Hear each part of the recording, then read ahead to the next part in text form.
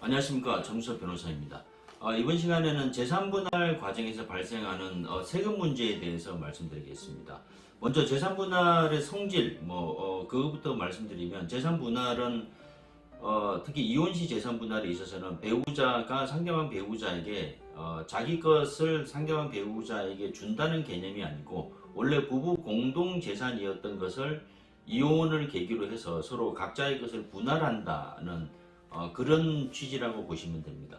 그래서 이제 세금은 재산 분할을 할 때 재산 분할을 해주는 사람, 이 해주는 사람은 별도로 양도소득세를 납부하지 않고요. 그리고 재산 분할을 받아오는 사람은 별도로 증여세를 납부하지 않습니다.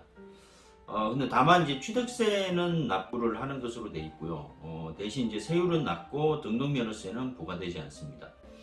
여기까지 정리하면 결국 재산분할은 이 액수가 제일 많은 게 결국은 주는 사람 입장에서는 양도소득세, 받는 사람 입장에서는 증여세인데, 이 양도소득세나 증여세가 부과되지 않거든요.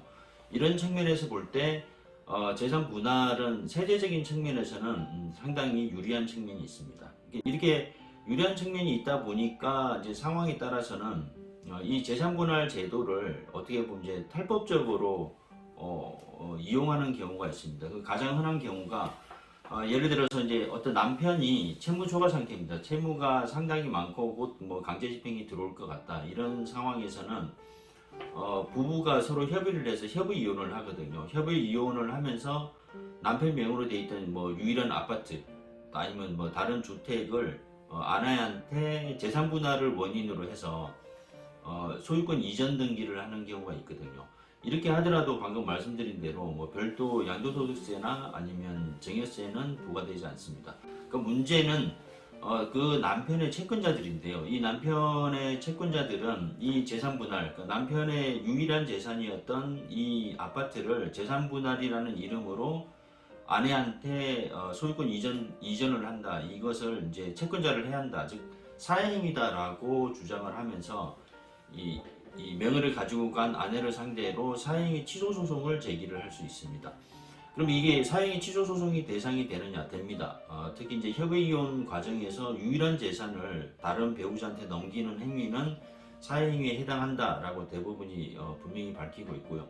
다만 사행위에 해당하더라도 그것이 재산 분할이기 때문에 그 재산 자체를 다시 반환할 필요는 없고, 받은 재산 중에서 그 쌍방의 기여도가 어느 정도인지 따져서 전체 중에 40% 아니면 50%를 다시 반환을 해야 된다, 이렇게 이제 결론을 내리고 있습니다. 그렇기 때문에 사행위 취소 소송이 들어오게 되면 이제 통상적으로 부동산 가액의 40%나 아니면 50%에 해당하는 돈을 채권자들한테 지급하는 것으로 이제 그렇게 조정하는 것으로 소송이 종결이 된다고 보시면 됩니다. 정리하면 재산분할은 양도소득세나 증여세 이런 걸 납부는 하지 않고요. 취득세는 상당히 이제 감면하는 혜택을 받을 수 있고, 등록면허세는 부과되지 않습니다. 다만 남편이 채무가 많은 남편이 협의 이혼하면서 재산분할을 하는 경우에는 사행위 취소 소송을 당할 수 있다는 점을 유의하셔야 됩니다. 감사합니다.